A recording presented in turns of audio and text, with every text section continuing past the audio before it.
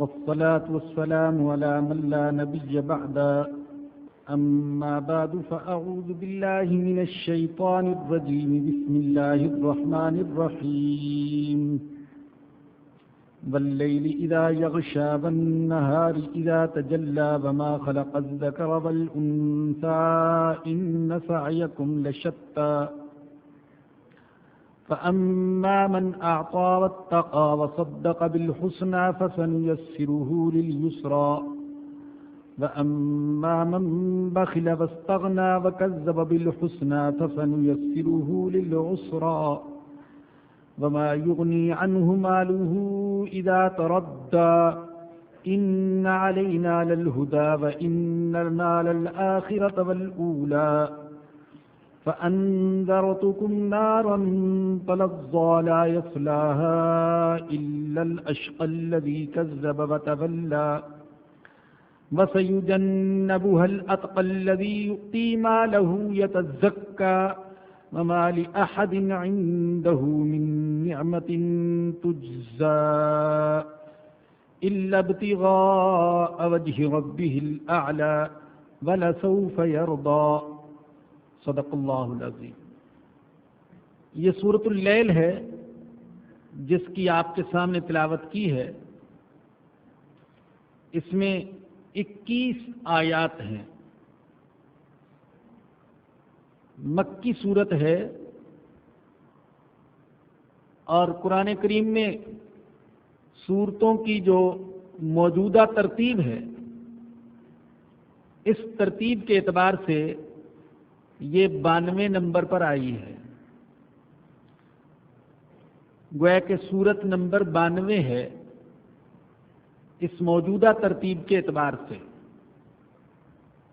ویسے بعض مفسرین کا اندازہ یہ ہے کہ نازل ہونے کے اعتبار سے یہ 9 نمبر پر تھی، لیکن یہ اندازے کوئی قطعی اور یقینی نہیں ہے.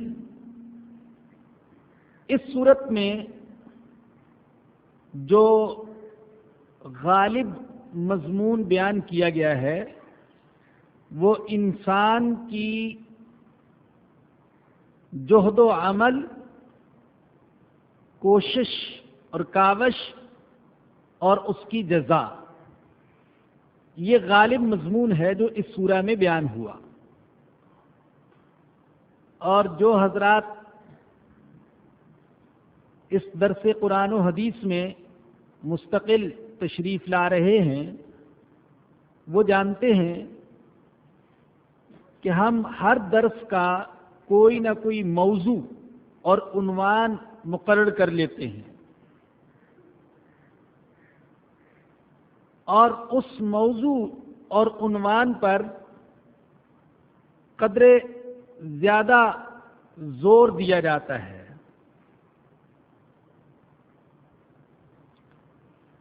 اب تک چھوٹی چھوٹی صورتیں تھیں، آگے بڑی صورتیں شروع ہو رہی ہیں. ہو سکتا ہے کہ ایک درس میں 1 رکوع ہوا کرے، 2 رکوع ہوا کریں، لیکن ان دروس میں بھی ہم کوئی نہ کوئی موضوع متعین کر لیا کریں گے. 1-2 رکوع کے اندر جو آیات ہیں ان آیات کا تو سرسری ترجمہ اور تشریح عرض کر دی جایا کرے گی، اور جو موضوع ہوگا اس پر ذرا زیادہ زور دیا جائے گا. کیونکہ جیسا کہ آپ کے سامنے اپنے اس ارادے اور نیت کا اظہار کر چکا ہوں کہ انشاءاللہ اس ہفتہ واری درس میں پورا قرآن کریم ختم کرنے کا ارادہ ہے انشاءاللہ. اور اگر 2-4 آیتیں ہی ہر درس میں ہوں تو پھر تو 20 سال میں بھی پورا قرآن ختم ہونا مشکل نظر آتا ہے. تو اگلے دروس جو ہوں گے اس میں رفتار کچھ تیز رہے گی. ہمارے جو مسلمان بھائی اور بہنیں پوری دنیا سے انٹرنیٹ پر درس قرآن سن رہے ہیں، انہوں نے بھی اس خواہش اور تمنا کا اظہار کیا کہ ہم چونکہ پورا قرآن سننا چاہتے ہیں تو بہت زیادہ تفسیر اور تشریح نہ کی جائے کہ ایک درس میں صرف 4-5 آیتیں ہی ہونے پائیں، بلکہ کچھ رفتار بڑھائی جائے، زیادہ آیات کا درس ہو جایا کرے تاکہ ہم چند سالوں کے اندر پورا قرآن سن سکیں۔ اب تک تفصیلی بات کرنے کا مقصد یہ بھی تھا کہ آپ حضرات کچھ مانوس ہو جائیں اور فہم قرآن اور تفسیر قرآن سننے کے لیے ذہن آمادہ ہو جائیں۔ جیسا کہ میں نے پچھلے درس میں بھی عرض کیا تھا اور میرا تجربہ بھی ہے، آپ کا تجربہ بھی ہے، کہ ہمارے مزاج اصل میں بگڑ چکے ہیں۔ ہم خالص قرآن اور خالص حدیث نہیں سننا چاہتے۔ عمومی مزاج کی بات کر رہا ہوں۔ آپ میں سے جو اصحاب ذوق ہیں، صاحبان علم و فہم ہیں، ان کی بات نہیں کر رہا، عمومی مزاج کی بات کر رہا ہوں کہ قوم کا مزاج بگڑ چکا ہے۔ قوم چاہتی ہے لچھے دار تقریریں ہوں، بڑکیلی تقریریں ہوں، جوشیلی تقریریں ہوں، ہنسانے والی تقریریں ہوں، کچھ ان میں لطائف ہوں، کچھ ظرائف ہوں، کچھ اشعار ہوں، کچھ فتوے بازی ہو، کچھ نعرے بازی ہو، واہ واہ سبحان اللہ ماشاء اللہ کے ڈھونگرے ہوں، اور یوں خطیب صاحب بھی خوش رہتے ہیں اور عوام بھی ایسی تقریروں میں خوش رہتے ہیں۔ اور میں کبھی کبھی ایسی کہہ دیتا ہوں، اللہ مجھے معاف فرمائے، کہ جہاں تک عوامی مزاج کا تعلق ہے تو اس کو دیکھ کر تو یوں محسوس ہوتا ہے کہ خطیب کو کم از کم آدھا فنکار بھی ہونا چاہیے۔ تو خطابت ایک فنکاری بن گئی۔ باقاعدہ دیکھا تو بعض خطیب حضرات دوسروں کی نقلیں اتارتے ہیں، کبھی کس طریقے سے منہ بناتے ہیں، کبھی کیسے ہاتھ ہلاتے ہیں، کبھی آگے گھومتے ہیں، کبھی پیچھے گھومتے ہیں، کبھی اچھلتے ہیں۔ ایسوں کو دیکھا کہ جناب خطابت کے جوش میں آ کر کپڑے اتار رہے، جیکٹ اتار دی اور ٹوپی پھینک دی اور گریبان پھاڑ دیا، گویا کہ بڑے جوش میں آ گئے خطیب صاحب۔ تو یہ خطابت والا انداز حضور اکرم صلی اللہ علیہ وسلم کا وہ نہیں ہے۔ تو چونکہ ذہنوں کو مائل کرنا، متوجہ کرنا اور بنانا مقصود تھا، اس لیے اب تک کی جو صورتیں تھیں ان میں آپ یوں کہہ سکتے ہیں کہ تقریر کچھ زیادہ ہوتی رہی، اور اگلی صورتوں میں تفسیر اور تشریح زیادہ ہوگی اور نفس قرآن پر زیادہ توجہ دی جائے گی۔ میری درخواست اور آرزو یہی ہے کہ آپ حضرات میں سے کچھ حضرات ایسے تیار ہو جائیں جو خالص قرآن کو سمجھنا چاہتے ہوں، بغیر کسی خطیبانہ اداؤں کے اور بغیر فرقہ واریت کے چٹخاروں کے خالص قرآن و حدیث کو سمجھنا چاہتے ہوں۔ ایسے ساتھی تیار ہو جائیں، اور دل تو یہ بھی چاہتا ہے کہ بعض ساتھی ایسے ہوں کہ وہ قرآن لے کر بیٹھا کریں اور اس کو سامنے رکھ کر اس درس کو سنا کریں، اور کچھ نہ ہو تو جو حضرات کیسٹ لے جاتے ہیں ان سے تو یہ درخواست ضرور کروں گا کہ وہ گھر میں قرآن کھول کر بیٹھیں اور ادھر کیسٹ لگائیں، ادھر قرآن پر نظر رکھیں، اپنے اہل و عیال کو بھی متوجہ کریں، اور پھر اس درس کو پوری طرح ہضم کرنے کی کوشش فرمائیں۔ اللہ ہم سب کو اس کی توفیق عطا فرمائے۔ تو یہ سورۃ اللیل ہے۔ اس سورت کی ابتدا میں اللہ پاک نے 3 چیزوں کی قسم کھائی ہے: رات کی قسم، دن کی قسم، اور جو اس نے نر اور مادہ پیدا کیا ہے اس کی قسم۔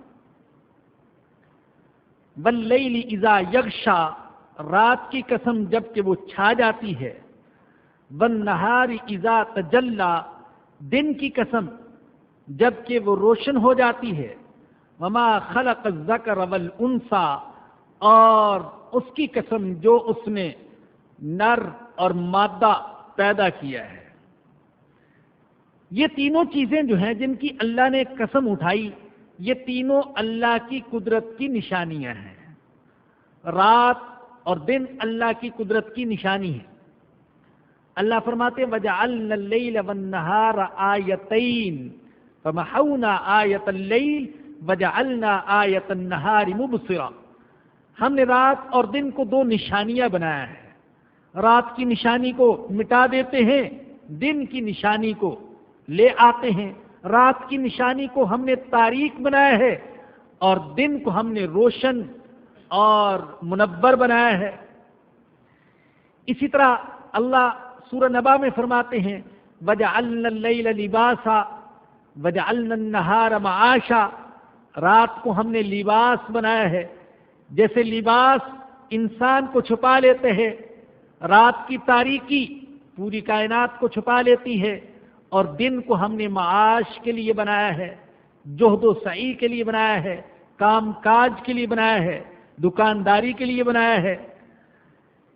اللہ فرماتے ہیں کہ اگر میں رات ہی رات بنا دیتا تو دن کی روشنی تم کہاں سے لاتے، اور دن ہی دن بنا دیتا تو رات کی تاریکی کہاں سے لاتے۔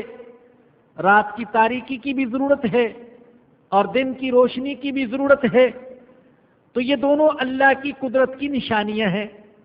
یوں ہی اللہ نے نر اور مادہ پیدا کیا، یہ بھی اللہ کی قدرت کی نشانیاں، کہ اگر نر ہی نر ہوتے تو کیا ہوتا، مادہ ہی مادہ ہوتے تو کیا ہوتا۔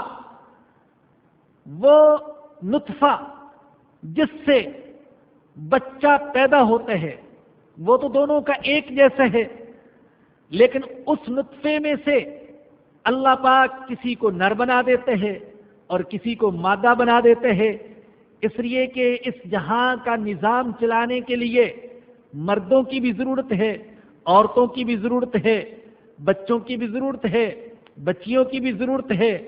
اللہ پاک نے ایک عجیب سا تناسب رکھا ہے، تو اگر پوری دنیا کا جائزہ لیا جائے تو تقریباً جتنے مرد ہیں اتنی ہی عورتیں بھی ہیں۔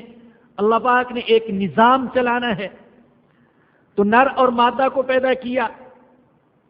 اور یہاں یہ بھی سن لیجئے کہ نر اور مادہ جس زمانے میں قرآن نازل ہوا تو انسان یہ سمجھتا تھا، بڑے بڑے صاحبان علم و فہم و حکمت یہ سمجھتے تھے کہ نر اور مادہ صرف انسان میں ہوتے ہیں اور حیوانوں میں ہوتے ہیں، لیکن اس وقت اللہ نے اعلان کیا نہیں، نر اور مادہ ہر چیز میں ہوتے، جوڑا جوڑا ہر چیز میں ہوتے۔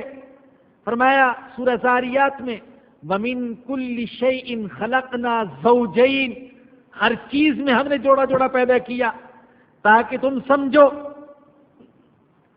آج سے 1450 سال پہلے اعلان کیا، جبکہ انسان کی تحقیق اور تجربے میں یہ بات نہیں آئی تھی۔ آج انسان بڑی ٹھوکریں کھانے کے بعد، بڑی تحقیق کے بعد، سائنسی تجربات کے بعد اس نتیجے پر پہنچا ہے کہ ہاں ہر چیز میں جوڑا جوڑا ہے، حیوانوں میں بھی جوڑا جوڑا، درختوں میں بھی جوڑا جوڑا، زمینوں میں بھی جوڑا جوڑا، آسمانوں میں بھی جوڑا جوڑا، پہاڑوں میں بھی جوڑا جوڑا، یہاں تک کہ آپ جانتے ہیں کہ مادے میں سے سب سے چھوٹی چیز آئٹم ہے ذرہ، ذرے میں بھی جوڑا جوڑا ہے، وہ دو چیزوں سے مرکب ہے۔ اس کائنات کی کوئی چیز بھی جوڑا جوڑا ہونے سے، دو دو ہونے سے مبرہ اور پاک نہیں ہے سوائے ایک اللہ کی ذات کے۔ ایک اللہ ہے جو ایک ہے اور اس کا کوئی جوڑا نہیں، باقی ہر کسی کا جوڑا جوڑا ہے۔ جیسا کہ میں کبھی کبھی عرض کیا کرتا ہوں کہ قرآن پرانی کتاب نہیں، قرآن نئی کتاب ہے۔ اور نئی کتاب کہنے کا میرا مطلب یہ ہوتا ہے، ایک تو یہ کہ قرآن نئی تحقیقات کا ساتھ دیتا ہے، نئی تحقیقات قرآن کی تصدیق کرتی ہیں، قرآن کو جھٹلاتی نہیں ہے۔ باقی کوئی کتاب ایسی نہیں، نہ تورات، نہ انجیل، نہ زبور، کہ وہ جدید تحقیقات اور ترقیات کا ساتھ دے سکیں۔ جوں جوں انسان کا علم ترقی کرتا جائے گا، قرآن کے حقائق کھلتے چلے جائیں گے، اور سائنسدان، حکیم اور ڈاکٹر وہ قرآن کے بیان کردہ حقائق کی تصدیق کرنے پر مجبور ہو جائیں گے۔ اور دوسرا مطلب میرا یہ ہوتا ہے کہ جب انسان قرآن پڑھتے ہیں تو یوں لگتے ہے کہ قرآن آج نازل ہوا ہے۔ ہاں، بلکہ اگر کبھی قرآن سمجھ کر پڑھنے کا موقع ملے اور ہمارا دل روشن ہو اور ہم قرآنی آیات میں غور و فکر کریں تو ایسے لگے گا کہ قرآن کراچی والوں کے بارے میں نازل ہوا ہے، قرآن لاہور والوں کے بارے میں نازل ہوا ہے۔ میں اور محدود کرتا ہوں، آپ یوں سمجھیں گے کہ قرآن نارتھ ناظم آباد والوں کے بارے میں نازل ہوا ہے۔ میں اور بات کو محدود کرتا ہوں، آپ یوں سمجھیں گے کہ قرآن میرے بارے میں نازل ہوا ہے۔ قرآن بالکل ایک ایسا معلوم ہوتا ہے کہ آج یہ نازل ہو رہا ہے۔ اسی لیے اللہ فرماتے لقد انزلنا الیکم کتابا فیہ ذکرکم، ہم نے تمہاری طرف ایسی کتاب نازل کی ہے جس میں تمہارا تذکرہ ہے، تمہارا تذکرہ ہے۔ مشہور تابعی حضرت احنف بن قیس رحم اللہ کے بارے میں آتے ہیں، انہوں نے یہ آیت پڑھی تو چونک گئے۔ ارے اللہ کہتا ہے ایک ایسی کتاب میں نے نازل کی ہے جس میں تیرا بھی ذکر ہے، ذرا میں دیکھوں تو صحیح قرآن میں میرا ذکر کہاں ہے۔ اب قرآن کھول کر بیٹھ گئے، مختلف آیات سامنے آتی ہیں، وہ آیات میں ہے جن میں مشرکین، متکبرین، ظالمین، منکرین، مخالفین، معاندین، فرعون، حامان، قارون، ان جیسے لوگوں کا تذکرہ ہے۔ تو یہ آیات پڑھ کر کہنے لگے کہ یہ تو میرا تذکرہ نہیں ہے، یہاں تو میرا ذکر نہیں۔ پھر وہ آیات پڑھی جن میں مؤمنین، مخلصین، متقین، مجاہدین، نبیین، اولیاء، شہداء کا تذکرہ ہے، جو راتوں کو اللہ کے سامنے روتے ہیں، جن کے پہلو بستر سے دور رہتے ہیں، جو اللہ کے مال کو اللہ کی راہ میں لٹاتے ہیں، جو اللہ کی دی ہوئی جان کو اللہ کی راہ میں قربان کر دیتے ہیں۔ تو کہنے لگے کہ اے اللہ یہ بھی میرا تذکرہ نہیں ہے، میں اتنا نیک نہیں ہوں۔ پھر وہ آیت کریمہ پڑھی جس میں اللہ نے فرمایا، 11ویں پارے کی آیت ہے، وَآخَرُونَ اعْتَرَفُوا بِذُنُوبِهِمْ خَلَطُوا عَمَلًا صَالِحًا وَآخَرَ سَيِّئًا، میرے کچھ بندے ایسے ہیں جو اپنے گناہوں کا اقرار کرتے ہیں، انہوں نے نیک اعمال بھی کیے ہیں اور ان سے برے اعمال بھی ہوئے ہیں۔ عسى اللہ ان یتوب علیہم، امید ہے کہ اللہ ان کی توبہ قبول کر لے گا۔ ان اللہ غفور الرحیم، اللہ بڑا بخشنے والا انتہائی مہربان ہے۔ یہ آیت کریمہ پڑھی تو پکار اٹھے، ھذا ذکری، قرآن میں میرا تذکرہ یہ ہے۔ میں اور آپ، یہ سینکڑوں احباب جو یہاں بیٹھے ہیں، یہ کہہ سکتے ہیں کہ قرآن میں میرا تذکرہ یہ ہے۔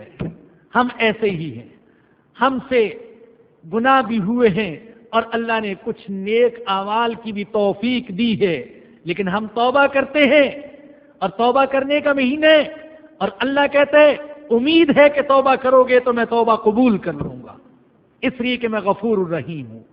تو قرآن میں تذکرہ ہے، ہر کسی کا تذکرہ۔ جو زانی ہے قرآن میں اس کا بھی تذکرہ ہے، جو چور ہے قرآن میں اس کا بھی تذکرہ ہے، جو ڈاکو ہے قرآن میں اس کا بھی تذکرہ ہے، جو ظالم ہے قرآن میں اس کا بھی تذکرہ ہے، جو متکبر ہے قرآن میں اس کا بھی تذکرہ ہے، جو ملاوٹ کرنے والا ہے قرآن میں اس کا بھی تذکرہ ہے، جو بندوں کے حقوق چھین لیتا ہے قرآن میں اس کا تذکرہ بھی ہے جو خائن ہے، قرآن میں اس کا بھی تذکرہ ہے جو منافق ہے، قرآن میں اس کا بھی تذکرہ ہے جو مشرک اور کافر ہے، قرآن میں اس کا بھی تذکرہ ہے جو مومن اور مخلص ہے، متقی ہے، زاہد ہے، پارسا ہے، سخی ہے اور مجاہد ہے، مبلغ ہے، دائی ہے، صالح ہے، اللہ کے سامنے رونے والا ہے۔ قرآن میں اس کا بھی تذکرہ ہے، قرآن نے سب کا تذکرہ کیا ہے۔ میں عرض کر رہا تھا کہ قرآن نئی کتاب ہے، قرآن جدید کتاب ہے، قرآن کبھی پرانا نہیں ہو سکتا۔ جیسے سورج پرانا نہیں، چاند پرانا نہیں، زمین پرانی نہیں، آسمان پرانے نہیں، اسی طریقے سے قرآن پرانا نہیں، بلکہ زمین، آسمان اور سورج اور چاند یہ پرانے ہو کر ٹوٹ پھوٹ جائیں گے، لیکن قرآن پرانا ہو کر ٹوٹے پھوٹے گا نہیں۔ ہاں ایسا ہوگا کہ جب قرآن کو ماننے والے نہیں رہیں گے، قرآن کو پڑھنے والے نہیں رہیں گے، قرآن کو محبت کرنے والے نہیں رہیں گے، تو اللہ اپنی اس کتاب مقدس کو خود اپنے پاس اٹھا لے گا، جہاں سے یہ کتاب آئی تھی وہیں چلی جائے گی۔ ایسا ہوگا۔ عرض یہ کر رہا تھا کہ قرآن پرانا نہیں ہو سکتا، قرآن جدید کتاب ہے، نئی کتاب ہے، اس پر کبھی قدامت اور کہنگی کے آثار ظاہر نہیں ہو سکتے ہیں۔ تو قرآن نے کہا کہ جوڑا جوڑا ہر چیز کے اندر ہے، ہر چیز کے اندر جوڑا جوڑا، کوئی چیز جوڑے جوڑے سے خالی نہیں۔ اللہ کہتا ہے صرف میں جوڑے سے خالی ہوں، میں ایک ہوں۔ قل هو اللہ احد اللہ الصمد لم یلد ولم یولد ولم یکن له کفوا احد۔ اللہ ایک ہے، اللہ بے نیاز ہے، سب محتاج ہیں، وہ کسی کا محتاج نہیں، نہ اس کی کوئی اولاد، نہ اس کا کوئی باپ اور نہ اس کا کوئی ہمسر، وہ ایک ہے، ذات میں بھی ایک اور صفات میں بھی ایک، اس کا کوئی جوڑا اور کوئی شریک، کوئی معاون، کوئی وزیر، کوئی مشیر نہیں ہے، وہ اکیلا ہے۔ تو عرض کر رہا تھا کہ تین چیزوں کی قسمیں اٹھائیں، واللیل اذا یغشا، رات کی قسم جب کہ وہ چھا جاتی ہے، دن کی قسم جب کہ وہ روشن ہو جاتا ہے، اور اس کی قسم جو اس نے نر اور مادہ پیدا کیا، یہ قسم۔ اور پچھلے درس میں بتا چکا ہوں کہ قسم ہوتی ہے تو جواب قسم بھی ہوتا ہے۔ اب جواب قسم کیا ہے؟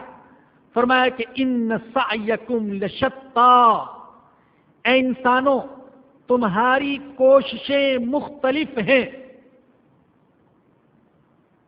چونکہ قرآن سمجھ رہے ہیں اس لیے یہاں یہ بات بھی سمجھ لیں کہ قسم اور جواب قسم میں کوئی مناسبت بھی ہوتی ہے۔ قسم اور جواب قسم میں کوئی مناسبت ہوگی۔ اب رات کی قسم کھائی، دن کی قسم کھائی، تو آگے فرمایا کہ تمہاری کوششیں مختلف،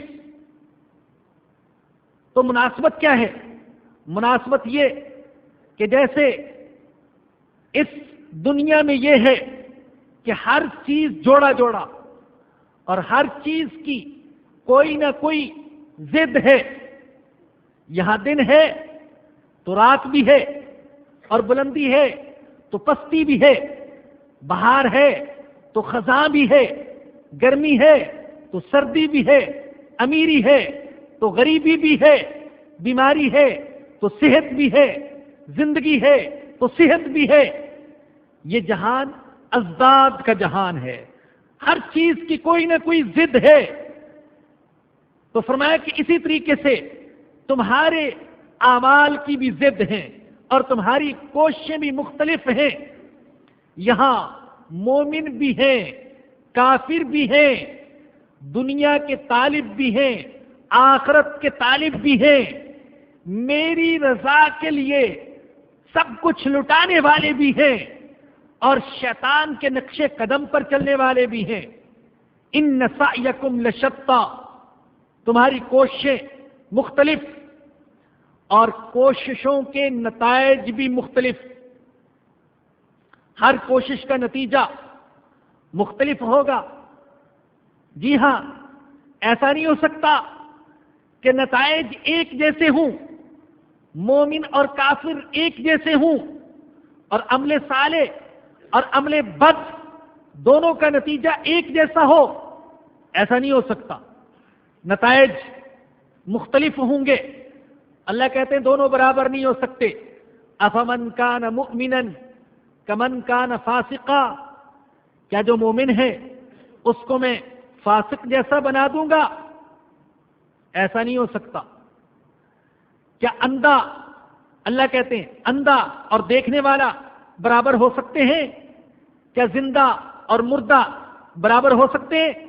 اگر یہ برابر نہیں ہو سکتے تو مومن اور کافر اور نیک اور بد وہ بھی برابر نہیں ہو سکتے ہیں. ان سعیکم لشتہ، تمہاری کوششیں مختلف. دنیا کا ہر انسان کوشش میں لگا ہوا ہے، ہر شخص کوشش کر رہا ہے. میں، آپ، کافر، مسلمان، عالم، جاہل، ہر کوئی کوشش میں لگا ہوا، لیکن ہر ایک کی کوشش مختلف اور کوشش کا نتیجہ بھی مختلف. کوئی صبح کرتے ہیں تو شام تک ایسے اعمال کر لیتے ہیں جن سے اللہ راضی ہو جاتے ہیں، اور کسی کی صبح ہوتی ہے تو شام تک ایسے اعمال کرتے جن سے وہ اللہ کو ناراض کر دیتا ہے. نبی اکرم صلی اللہ علیہ وسلم نے فرمایا کہ لوگ صبح نکلتے ہیں، ہر شخص خرید و فروخت کرتے ہیں، جہد و سعی کرتے ہیں، کوشش اور کاوش کرتے ہیں. کچھ ایسے ہیں کہ اپنی کوشش کے ذریعے سے اپنے آپ کو جہنم سے آزاد کروا لیتے ہیں، اور کچھ ایسے ہیں جو اپنے آپ کو جہنم کا حقدار بنا لیتے ہیں. ان سعیکم لشتہ، تمہاری کوششیں مختلف ہیں. یہ مبارک مہینہ آیا، آپ دیکھ رہے ہیں اس مبارک مہینے میں بھی لوگوں کی کوششیں مختلف ہیں. ایک کی کوشش یہ ہے کہ رمضان کا مہینہ گزرنے سے پہلے پہلے کچھ ایسے اعمال کر لوں کہ میرا اللہ مجھ سے راضی ہو جائے، کچھ جنت کا سامان کر لوں، کچھ نیکیوں کا ذخیرہ کر لوں. اور کچھ ایسے ہیں کہ ان کی نظر میں نہ جنت کی اہمیت، نہ اللہ کی رضا کی اہمیت، نہ آخرت کی اہمیت، ان کی نظر سراسر دنیا پر لگی ہوئی ہے. زیادہ سے زیادہ دنیا جمع کر لوں. ایسے معلوم ہوتا ہے کہ ان کے لیے رمضان آیا ہی نہیں ہے. میں دیکھ رہا ہوں مقدس اور مبارک راتیں، لیکن کتنے ہی گھرانے ہیں، ان گھرانوں سے اب بھی گانے کی آوازیں آ رہی ہیں، فلمیں چلنے کی آوازیں آ رہی ہیں، ڈراموں کی آوازیں آ رہی ہیں. بے پردگی ہے، بے حیائی ہے، فحاشی اور عریانیت ہے، لوٹ مار ہے، جھوٹ ہے، خیانت ہے، دغا بازی ہے، فراڈ ہے. معلوم ہوتا ہے رمضان آیا ہی نہیں ہے. اور کچھ ایسے بھی ہیں کہ جن کو اللہ پاک نے ایسا درد عطا فرمایا ہے کہ وہ صبح سے شام تک اللہ کی رضا میں لگے ہوئے ہیں، اور رات جب چھا جاتی ہے اور لوگ سو جاتے ہیں تو وہ رات کو اللہ کے سامنے ہاتھ اٹھاتے ہیں، اے اللہ کوشش تو بہت کی لیکن تیری رضا کے مطابق دن نہیں گزار سکا. بہت سے ایسے ہوں گے رمضان کے اختتام پر ان کی آنکھوں سے آنسو بہ رہے ہوں گے، شرمندگی کے آنسو، حسرت کے آنسو، ندامت کے آنسو، توبہ کے آنسو.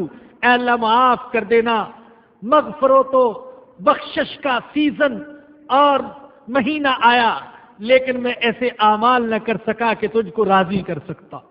لیکن بہت سے ایسے ہوں گے کہ ان کو خبر ہی نہیں ہوگی کہ مہینہ آیا تھا اور گزر گیا. فرمایا کہ ان سعیکم لشتہ، تمہاری کوششیں مختلف. اب آگے اللہ نے تقسیم کی کہ دو قسم کے لوگ ہیں، دو قسم کی کوششیں ہیں. فَأَمَّا مَنْ أَعْطَى وَاتَّقَى، پس جس نے اللہ کی راہ میں دیا واتقا اور تقوی اختیار کیا، دیا اور تقوی اختیار کیا، وصدق بالحسنی اور اچھی بات کی تصدیق کی. یہ 3 صفات بیان فرمائیں. جب مومنین کی صفات ہوں بیان تو آپ دل میں دعا کر لیا کریں کہ اے اللہ یہ صفات ہمارے اندر بھی پیدا فرما دے. اور جب اللہ کے منکرین اور معاندین کی صفات بیان ہوں تو دل میں دعا کر لیا کریں کہ اے اللہ ہمیں ان بری صفات سے بچا لینا. یہ 3 صفات بیان کی.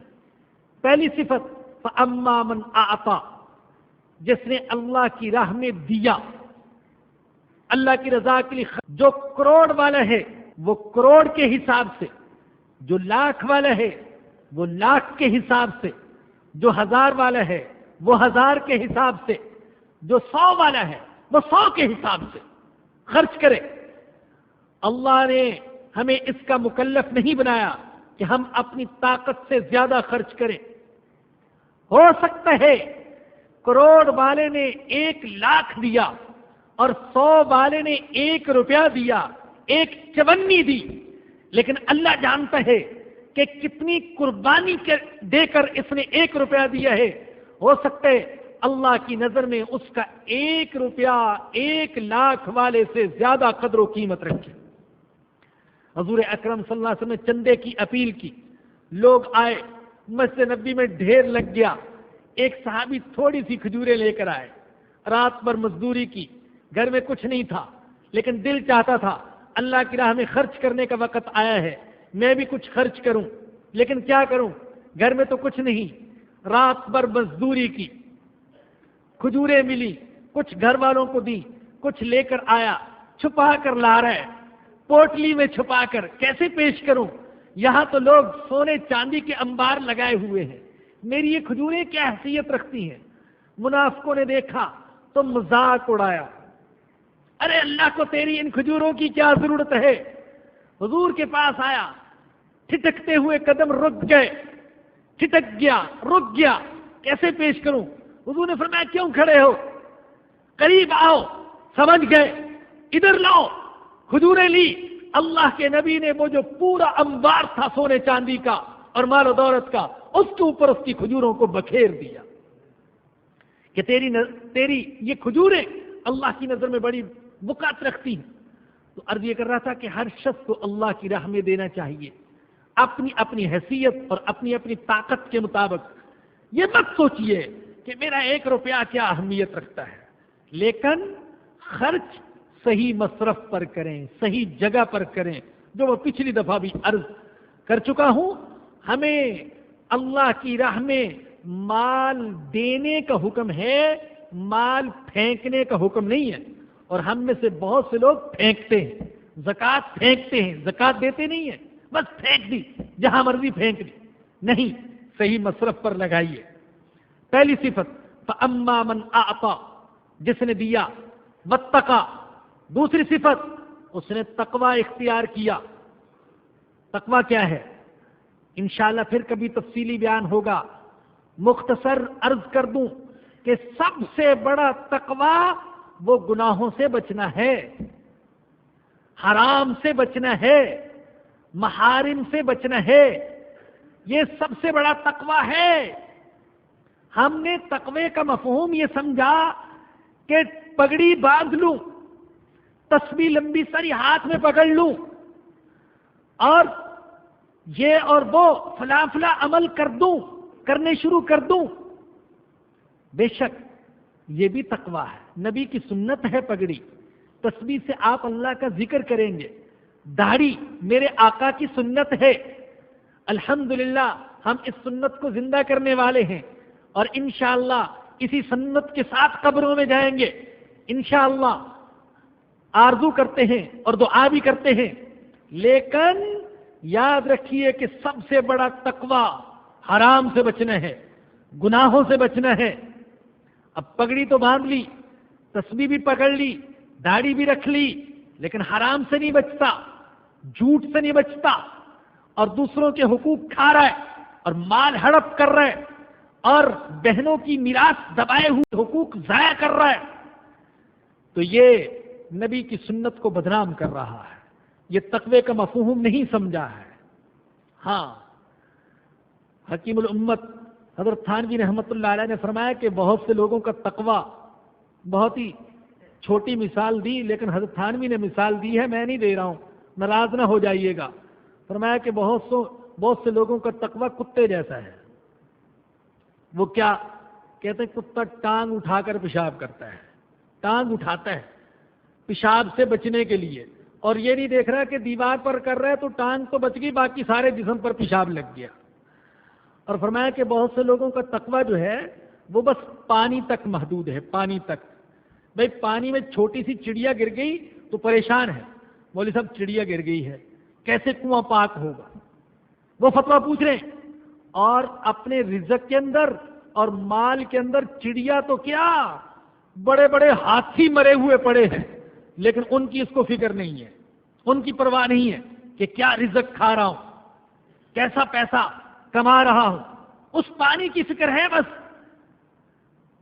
واقعہ وہ پڑا تھا غالباً حضرت عبداللہ بن عمر رضی اللہ عنہما یا کسی اور صحابی سے کوفیوں نے، کسی کوفی نے مسئلہ پوچھا، کہتا ہے حضرت وہ مچھر کا خون اگر لگ جائے کپڑوں کو تو کیا حکم ہے؟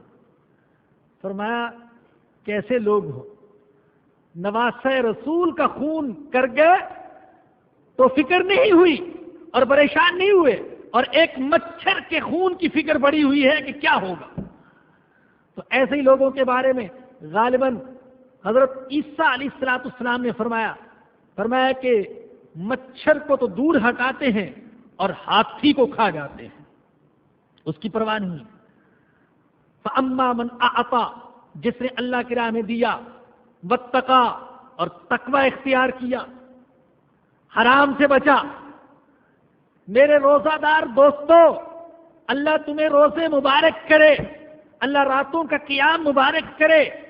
ماشاءاللہ مجھے خوشی ہو رہی ہے، اتنے سارے ساتھی اعتکاف میں بیٹھ رہے ہیں، اتنے ساتھی مسجدوں میں آ رہے، نمازیوں کی کثرت ہے، لیکن یاد رکھیے کہ رمضان کا اور روزے کا سب سے بڑا سبق وہ تقوی ہے کہ حرام سے بچ جاؤ، جھوٹ سے بچ جاؤ، دھوکے سے بچ جاؤ، فراڈ سے بچ جاؤ، غیبت سے بچ جاؤ، اللہ کی نافرمانی سے بچ جاؤ۔ روزے کا سب سے بڑا سبق وہ تقوی ہے، تقوی، اور تقوی کا اہم جز وہ اپنے آپ کو حرام سے بچا لینا۔ تو دوسری صفت بیان کی، واتقى، تقوی اختیار کیا، اور تیسری صفت بیان کی، وصدق بالحسنى، اور اس نے اچھی بات کی تصدیق کی۔ اچھی بات کی تصدیق کی۔ اچھی بات کیا ہے؟ اچھی بات، کسی مفسر نے کہا کلمہ طیبہ لا الہ الا اللہ محمد الرسول اللہ، یہ اچھی بات ہے۔ کسی نے کہا آخرت، یہ اچھی بات ہے۔ کسی نے کہا نماز، یہ اچھی بات ہے۔ کسی نے کہا جنت، یہ اچھی بات ہے۔ تو دیکھا جائے تو ان میں کوئی تضاد نہیں ہے، یہ ساری ہی اچھی باتیں ہیں۔ وصدق بالحسنى، اس نے اچھی بات کی تصدیق کی، کلمے کی تصدیق کی، آخرت کی تصدیق کی، جنت کی تصدیق کی کہ واقعی یہ چیزیں ہیں، یہ حقیقت ہیں۔ معاذ اللہ، یہ دل بہلاوے کی باتیں نہیں ہیں۔ فَسَنُيَسِّرُهُ لِلْيُسْرَى، تو ہم اس کے لیے آسانی تک پہنچنا آسان کر دیں گے، جس کے اندر یہ تین صفات، توجہ سے سنیے گا، اللہ کی کتاب ہے، توجہ سے سنیں، ادب سے، عمل کی نیت سے۔ فرمایا کہ جس کے اندر یہ تین صفات، جس نے اللہ کی راہ میں دیا، جس نے تقوی اختیار کیا، جس نے اچھی بات کی تصدیق کی، تو ہم اس کے لیے آسانی تک پہنچنا آسان کر دیں گے، ہم اس کے لیے جنت تک پہنچنا آسان کر دیں گے، ہم اس کے لیے نیک اعمال کا کرنا آسان کر دیں گے۔ لوگ کہتے ہیں دین پر چلنا بڑا مشکل ہے، لیکن اللہ کہتے ہیں نہیں، اگر کوشش کرو گے تو میں تمہارے لیے دین پر چلنا آسان کر دوں گا۔ کوشش تو کرو بھائی، نماز کی کوشش کرو گے تو میں تمہارے دل اور دماغ کو ایسا بنا دوں گا کہ پھر نماز کے بغیر چین ہی نہیں آئے گا۔ حلال کی کوشش کرو گے تو میں تمہیں اتنا حلال دے دوں گا کہ حرام کی طرف نگاہ اٹھانے کی ضرورت نہیں پڑے گی، اور کبھی حرام آ جائے گا تو دل کو چین نہیں آئے گا۔ ایسے لوگ بھی کہ حرام کا لقمہ غلطی سے ان کے حلق سے نیچے اتر گیا تو معدے نے قبول کرنے سے انکار کر دیا، کہ آگے اللہ نے ان کے لیے آسان کر دیا۔ لوگ کہتے ہیں ماڈرن زمانہ ہے، ترقی یافتہ دور ہے، اب تو چلنا دین پر مشکل۔ یہ پاکستان ہے، پاکستان یہ لا الہ الا اللہ کی بنیاد پر بنا ہے۔ ہم نے اللہ سے وعدہ کیا تھا کہ ہم اس پاکستان میں اے اللہ تیرا دستور نافذ کریں گے، اور اللہ کی طرف سے انتخاب دیکھیں کہ اللہ پاک نے ہماری آزادی کے لیے جو دن منتخب کیا تو وہ شب قدر، اللہ اکبر، 27ویں کی شب ہمیں آزادی ملی۔ گویا کہ اشارہ اللہ کی طرف سے یہ ہوا کہ یہ نزول قرآن کی رات ہے جب تمہیں آزادی مل رہی ہے، لہذا اس آزادی کے نتیجے میں تم پاکستان میں قرآن کا دستور نافذ کرنا۔ اللہ نے آزادی دے دی، لیکن ہم نے وعدہ پورا نہیں کیا۔ عرض یہ کر رہا تھا، جو بات کہنا چاہتا ہوں کہ بہت سے لوگ کہتے ہیں کہ مشکل ہے، پاکستان میں مشکل ہے، بہت ترقی یافتہ دور ہے، مشکل ہے، لیکن میں اپنی آنکھوں سے ایسی مثالیں دیکھ چکا ہوں اور سنی ہوئی تو بہت ساری، ایسے اللہ کے بندے جو یورپ میں رہتے ہیں، امریکہ، برطانیہ، فرانس میں رہتے ہیں، غلاظت جہاں ہر طرف ہے، جہاں بدکاری، شراب، بے حیائی عیب نہیں، فخر کی بات ہے، پانی اور ہوا کی طرح عام ہے، اس ماحول میں اللہ کے بعض بندے ایسے ہیں جو اپنے آپ کو حرام سے بچائے ہوئے ہیں، ایسی خواتین ہیں جو پردے کا اہتمام کرنے والی ہیں، ایسے اللہ کے نیک بندے ہیں، اللہ کی قسم، جن کی فرض نماز تو کیا تہجد نماز قضا نہیں ہوتی، یورپ میں رہتے ہیں، اور ان کے لیے اللہ نے دین پر چلنا آسان کر دیا۔ سید اللہ شاہ بخاری رحمت اللہ علیہ سے ایک دفعہ کالج کے لڑکوں نے کہا، حضرت دل تو چاہتا ہے داڑھی رکھیں، لیکن کالج کے ماحول میں داڑھی رکھنا بڑا مشکل ہے۔ اور وہ لڑکے تھے اسلامیہ کالج لاہور کے جنہوں نے یہ بات کہی، تو حضرت بخاری رحمت اللہ علیہ نے فرمایا کہ ہاں، اسلامیہ کالج کے ماحول میں داڑھی رکھنا مشکل ہے، خالصہ کالج کے ماحول میں داڑھی رکھنا آسان ہے۔ اللہ اکبر۔ سکھ بھی داڑھی رکھتے ہیں نا، آپ جانتے ہیں، سکھ داڑھی رکھتے ہیں، پگڑی باندھتے ہیں، تو خالصہ کالج سکھوں کا کالج، فرمایا کہ ہاں اسلامیہ کالج میں تو بہت مشکل ہے، خالصہ کالج میں داڑھی رکھنا بہت آسان ہے۔ میں نے اخبار میں ایک دفعہ پڑھا کہ برطانیہ میں، آپ نے بھی پڑھا ہوگا، ایک سکھ طالب علم نے مقدمہ لڑا جس کو داڑھی اور پگڑی سے منع کیا جا رہا تھا، سکول میں یہ پگڑی نہیں چل سکتی، اس نے مقدمہ لڑا اور پھر بالآخر وہ مقدمہ جیتا، نہیں میں پگڑی باندھوں گا، اس سکول کے اندر پگڑی باندھ کر آؤں گا، میرا مذہبی شعار ہے، میں نہیں چھوڑ سکتا ہوں۔ عدالت نے اس کے حق میں فیصلہ دیا۔ جو دین پر چلنا چاہے گا اللہ اس کے لیے دین پر چلنا آسان کر دے گا۔ یاد رکھیں کہ یہ دین مشکل دین نہیں ہے، دین آسان ہے۔ ہاں، اللہ مشکل حکم نہیں دے سکتا، نہیں دے سکتا، نہیں دیا اللہ نے۔ میں ابھی رات ہی ایک جگہ عرض کر رہا تھا، میں نے کہا مجھے اپنی اولاد سے محبت ہے، مجھے اپنے بیٹے سے محبت ہے، میں اپنے بیٹے کو کوئی کام کہتا ہوں، لیکن میں اس پر اس کی طاقت سے زیادہ بوجھ نہیں ڈالتا ہوں، کیونکہ مجھے اپنے بیٹے سے محبت ہے۔ میں اس کو ایسا کام نہیں کہتا جو اس کی طاقت سے بھی زیادہ ہو، کہ اس کو رات بھر جگاؤں، دن بھر کام میں لگاؤں۔ میرا دل تڑپ اٹھے گا کہ میرا بیٹا ہے، میں اس کو اس کی طاقت سے زیادہ کام کیوں کہتا ہوں، اس پر اس کی طاقت سے زیادہ بوجھ کیوں ڈالتا ہوں؟ لیکن ارے میرے جیسا باپ بیٹے سے اتنی محبت نہیں کر سکتا جتنی محبت اللہ اپنے بندوں سے کرتا ہے۔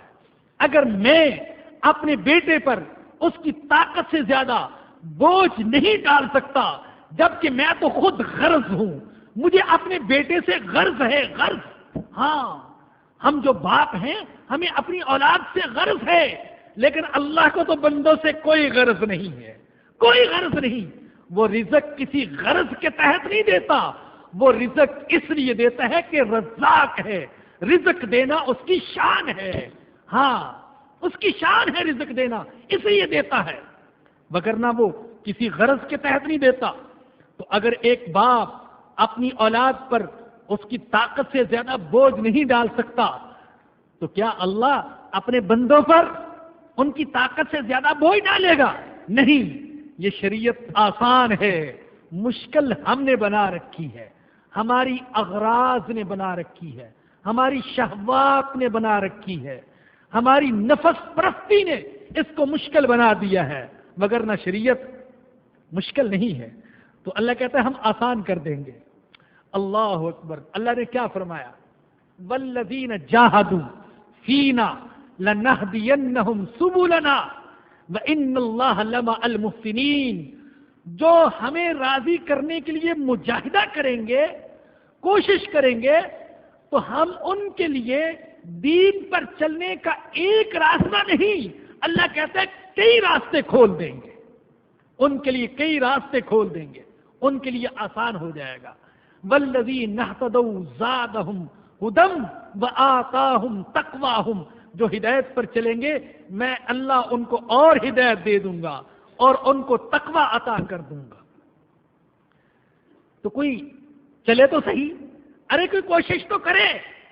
ہاں، کوشش کریں گے تو اللہ پاک ہمارے لیے شریعت پر چلنا اور گناہوں سے بچنا اور حرام سے بچنا آسان کر دے گا، مشکل دور میں بھی۔ مولانا رومی رحمۃ اللہ علیہ نے بڑی عجیب بات کہی ہے۔ مولانا رومی رحمۃ اللہ علیہ نے سمجھایا، فرمایا کہ دیکھو، حضرت یوسف علیہ السلام کو زلیخا نے روک لیا، سارے دروازے بند کر دیے، بھاگنے کا کوئی راستہ نہیں ہے، بھی مالکہ محسنہ، دروازے بند ہیں، حسن اور جوانی ہے، اور دوسری طرف حضرت یوسف علیہ السلام وہ گناہ کی دعوت دیتی ہے، ہے تلک یوسف آ جاؤ۔ کہاں جاؤں، کیسے بچوں؟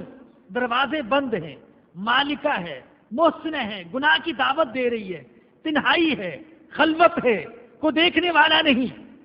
اور کہا جاتا ہے واللہ عالم بالصواب، یہ روایت کہاں تک صحیح ہے کہ زلیخا نے کمرے میں جو بت پڑا ہوا تھا اس کے اوپر بھی پردہ ڈال دیا۔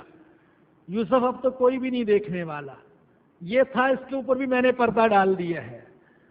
فرمایا زلیخا تیرا خدا پردہ ڈال دے تو نہیں دیکھ سکتا، میرا خدا پردوں میں بھی دیکھ لیتا ہے۔ ہاں، اب کیا کروں، کیسے بچوں؟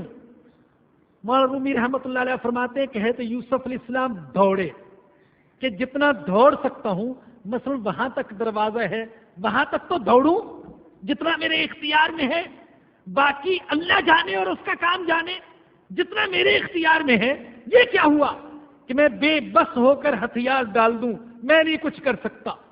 اس وقت گناہ سے بچنا بہت مشکل ہے، نہیں، جو میرے اختیار میں ہے میں وہ تو کرتا ہوں۔ چنانچہ یوسف علیہ السلام دوڑ پڑے دروازے کی طرف۔ اللہ نے کہا دروازے تک دوڑنا تیرا کام تھا اور بند دروازوں کو کھولنا اب میرا کام ہے۔ اللہ نے گناہ سے بچنا آسان کر دیا، دروازے سارے کھلتے چلے گئے۔ تو مولانا رومی رحمۃ اللہ علیہ فرماتے ہیں کہ حضرت یوسف علیہ السلام کی طرح دوڑ لگانی چاہیے، جتنا ہمارے اختیار میں ہے اتنی تو کوشش کرے. اللہ پھر بند دروازے اور بند راستے کھول دے گا. فرمایا کہ فَأَمَّا مَنْ أَعْطَى وَاتَّقَى، جس نے دیا، اللہ کی راہ میں دیا، وَاتَّقَى، تقوی اختیار کیا، وَصَدَّقَ بِالْحُسْنَى، اور بھلائی کی بات کی تصدیق کی، فَسَنُيَسِّرُهُ لِلْيُسْرَى، ہم اس کے لیے آسانی تک پہنچنا آسان کر دیں گے، دین پر چلنا آسان کر دیں گے، جنت والے اعمال اس کے لیے آسان کر دیں گے. لیکن تھوڑی کوشش تو کر کے دیکھے جو اس کو میں نے اختیار دیا ہے. وَأَمَّا مَن بَخِلَ وَاسْتَغْنَى وَكَذَّبَ بِالْحُسْنَى فَسَنُيَسِّرُهُ لِلْعُسْرَى. اب بالکل اس کے مقابل دوسرا شخص، اس کی بھی 3 صفات اللہ نے بیان فرمائی. اللہ سے دعا کر لیجئے کہ اللہ پاک یہ جو تیری نظر میں قابل نفرت صفات ہیں ہمیں ان سے بچا لینا. فرمایا کہ جس نے بخل اختیار کیا، بخل کیا، بخل کیا ہے؟ جہاں خرچ کرنے کی ضرورت ہے وہاں خرچ نہیں کرتا، یہ بخل ہے. جہاں خرچ کرنے کی ضرورت ہے وہاں خرچ نہیں کرتا، بیوی بچوں پر خرچ نہیں کرتا، رشتہ داروں پر خرچ نہیں کرتا، غریب رشتہ داروں پر خرچ نہیں کرتا، غریبوں، یتیموں، مسکینوں، بیواؤں پر خرچ نہیں کرتا، اللہ کی راہ میں خرچ نہیں کرتا، اللہ کے دین کے لیے خرچ نہیں کرتا، بخیل بنا ہوا ہے. ایک حدیث میں رسول اللہ صلی اللہ علیہ وسلم نے فرمایا کہ بخل سے بڑی بیماری کوئی نہیں. اور اللہ کے نبی نے فرمایا کہ جو سخی ہے وہ جنت کے بھی قریب ہے، وہ اللہ کے بھی قریب ہے، وہ اللہ کے بندوں کے بھی قریب ہے، اور جو بخیل ہے وہ اللہ سے بھی دور، جنت سے بھی دور، اللہ کے بندوں سے بھی دور. بخل بڑی خطرناک بیماری. کہا گیا کہ البخل والایمان ضدان لا یجتمعان. بخل اور ایمان 2 ایسی ضدیں ہیں جو کبھی جمع نہیں ہو سکتی. مومن ہو اور بخیل ہو ایسا نہیں ہو سکتا. لیکن اس کا یہ مطلب نہیں کہ فضول خرچی شروع کر دے، نہیں، فضول خرچی بھی بری اور بخل بھی بری بیماری. میانہ روی صحیح ہے، اعتدال کے ساتھ چلے، درمیانے راستے پر چلے، جہاں خرچ کرنے کی ضرورت ہے وہاں خرچ کرے. وَأَمَّا مَن بَخِلَ، جس نے بخل اختیار کیا، وَاسْتَغْنَى، اور بے پرواہی اختیار کی، اللہ سے بے پرواہ بن گیا، جنت سے بے پرواہ بن گیا، آخرت سے بے پرواہ بن گیا. وَكَذَّبَ بِالْحُسْنَى، اور اس نے اچھی بات کو جھٹلا دیا. پہلے تو وہ شخص تھا نا جس نے اچھی بات کی تصدیق کی، اور اب یہ وہ شخص ہے جس نے اچھی بات کو جھٹلا دیا. کلمہ توحید کو جھٹلا دیا، آخرت کی زندگی کو جھٹلا دیا، جنت کو جھٹلا دیا. تو پھر کیا ہوگا؟ اللہ کہتے ہیں فَسَنُيَسِّرُهُ لِلْعُسْرَى، تو ہم اس کے لیے دشواری تک پہنچنا آسان کر دیں گے، اس کے لیے برے اعمال کو آسان کر دیں گے، اس کے لیے جہنم والے اعمال کو آسان کر دیں گے. تم اس راستے پر چلنا چاہتے ہو، چلو، زبردستی نہیں پکڑا جائے گا کسی کو.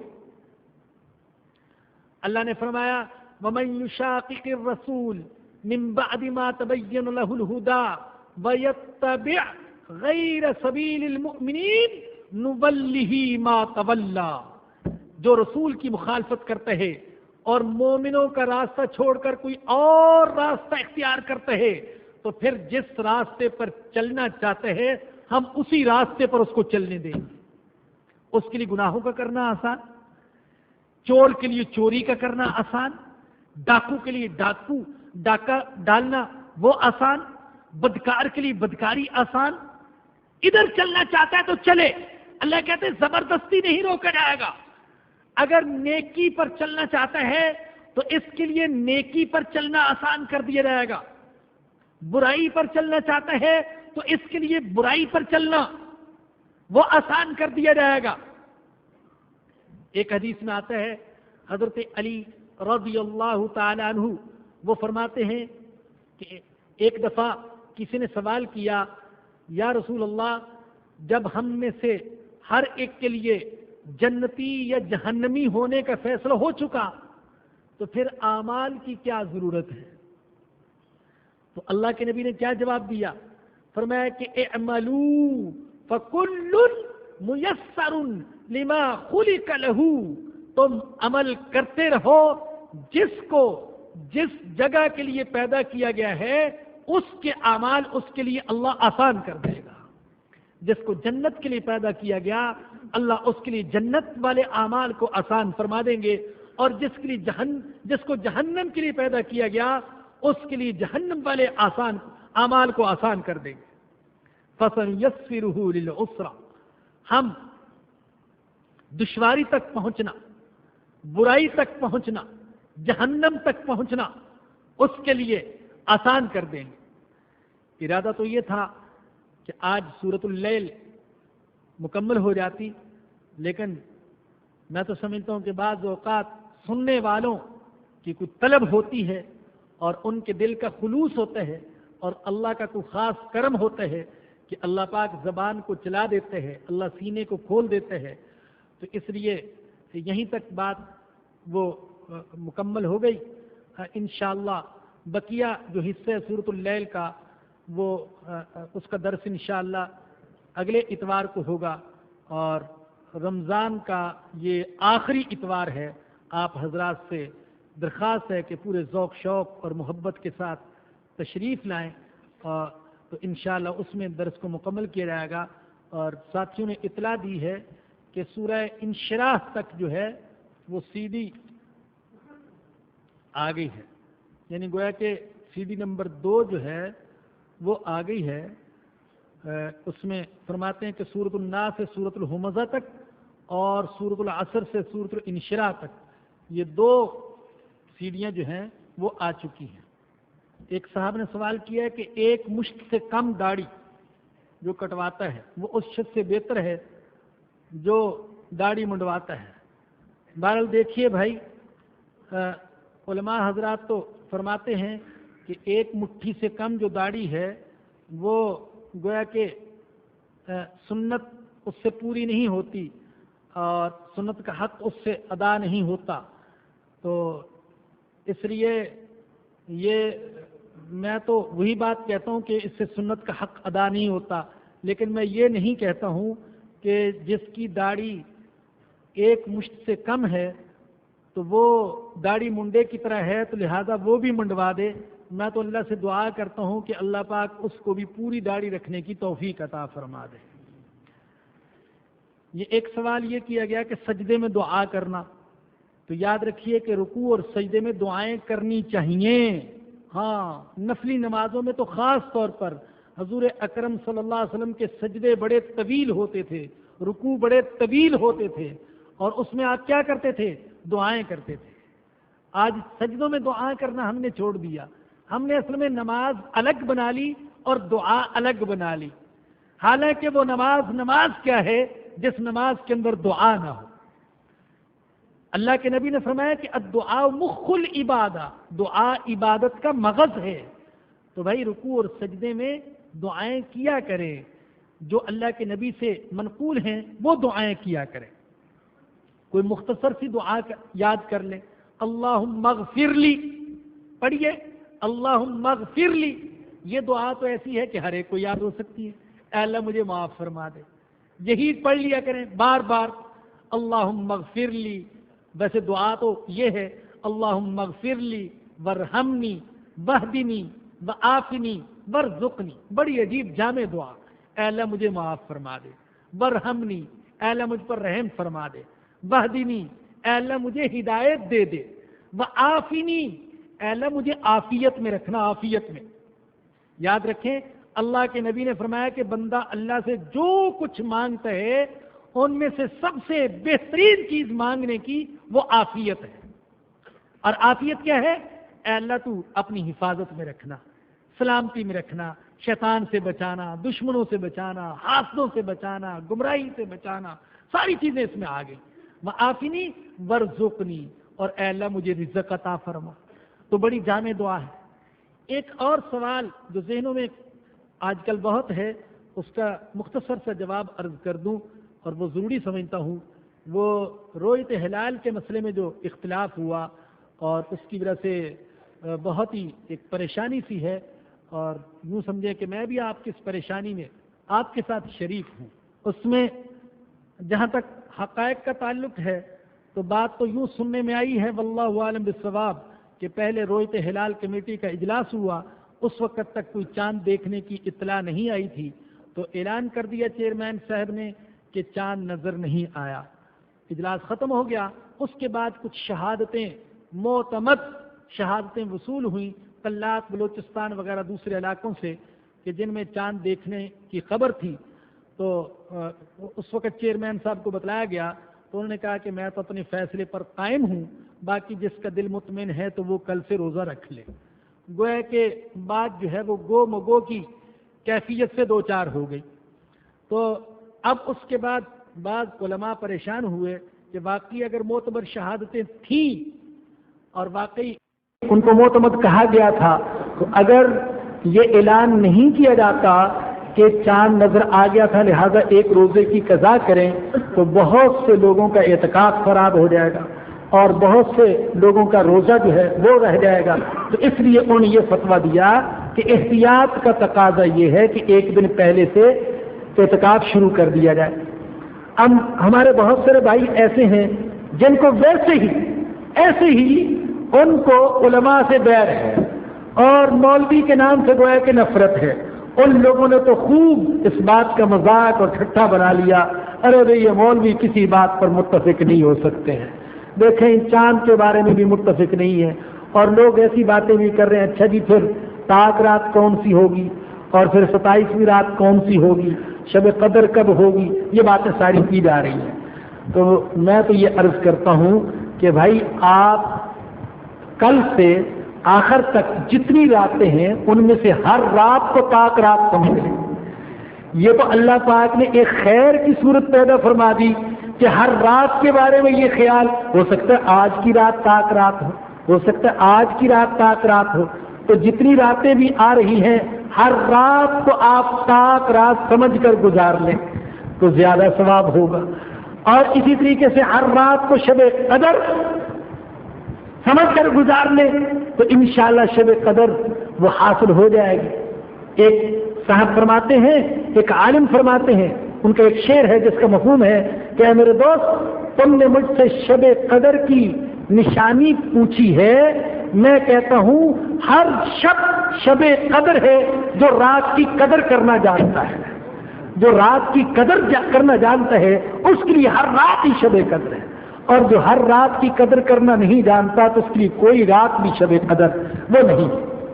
اور تھانوی رحمۃ اللہ علیہ نے ایک شہزادے کا واقعہ لکھا کہ اس کا موتی گم ہو گیا سنگریزوں میں، چھوٹے چھوٹے پتھروں میں، تو اس جگہ پر جتنے بھی پتھر تھے اس نے کہا سب کو اکٹھا کر لو، تو کسی نے کہا کہ تھوڑے سے پتھر اٹھا لیتے ہیں، اس نے کہا نہیں سب کو اکٹھے کر لو، اس لیے کہ جب سب کو اکٹھا کریں گے تو ان میں سے کوئی نہ کوئی تو میرا موتی ہوگا، اور اگر چند ایک کو اٹھایا تو ہو سکتا ہے کہ ان میں میرا موتی نہ ہو، اگر آپ چند راتیں جاگے تو ہو سکتا ہے کہ ان میں شب قدر نہ ہو، اور اگر آپ ساری راتیں ہی جاگے تو یقیناً ان میں کوئی نہ کوئی رات تو شب قدر ہوگی۔ تو انشاءاللہ ہمیں کوئی پریشانی نہیں ہے، اللہ پاک ہمیں شب قدر سے محروم نہیں فرمائے گا اگر واقعی ہمارے دل کے اندر شب قدر کو پا لینے کا جذبہ ہے اور طلب ہے۔ وما علینا الا البلاغ۔ الحمد للہ رب العالمین والصلاة والسلام على سید الانبیاء والمرسلین۔ ربنا ظلمنا انفسنا وان لم تغفر لنا وترحمنا لنكونن من الخاسرین۔ اے اللہ ہم بہت گناہگار ہیں اور سچے دل سے توبہ اور استغفار کرتے ہیں تو ہم کو معاف فرما دے۔ اے اللہ ہم نادم اور شرمندہ ہیں، یا اللہ تو ہمیں معاف فرما دے۔ اے اللہ تو معاف کرنے کو پسند کرتا ہے، اے اللہ تو معاف فرما دے۔ یا اللہ ہم ناپاک ہیں، تیرے پاک دربار میں ہاتھ اٹھانے کے قابل نہیں ہیں۔ یا اللہ تو ہمیں دیکھ کر فیصلہ نہ فرما، اے اللہ تو اپنے فضل اور کرم کو دیکھ کر فیصلہ فرما۔ یا اللہ تو ہمارے ہاتھوں کو خالی واپس نہ لوٹانا، اے اللہ اس مبارک مہینے کی رحمتوں اور برکتوں سے ہم کو محروم نہ فرمانا، اے اللہ تو محروم نہ فرمانا۔ یا اللہ بے شمار لوگوں کو تو نواز رہا ہے، جہنم سے آزادی کا پروانہ عطا فرما رہا ہے، اے اللہ ہماری گردنوں کو بھی، ہمارے والدین کی گردنوں کو بھی، ہمارے بیوی بچوں کی گردنوں کو بھی، ہمارے رشتہ داروں کی گردنوں کو بھی، ہمارے تعلق والوں کی گردنوں کو بھی، ہمارے استادوں ہمارے شاگردوں کی گردنوں کو بھی، اور یا اللہ سارے مسلمان مردوں اور عورتوں کی گردنوں کو بھی جہنم سے آزاد فرما دے۔ اے اللہ تو آزاد فرما دے میرے اللہ، جہنم سے آزادی کا فیصلہ ہمارے لیے لکھ دے، اے اللہ اپنے فضل و کرم سے لکھ دے، اے اللہ جہنم سے آزادی کا حکم ہمارے لیے جاری فرما دے، اے اللہ تیرے خزانوں میں کوئی کمی نہیں آئے گی اور ہمارا کام بن جائے گا، اے اللہ تو ہمیں جہنم کی آگ سے آزاد فرما دے، اے اللہ کرم والا معاملہ فرما۔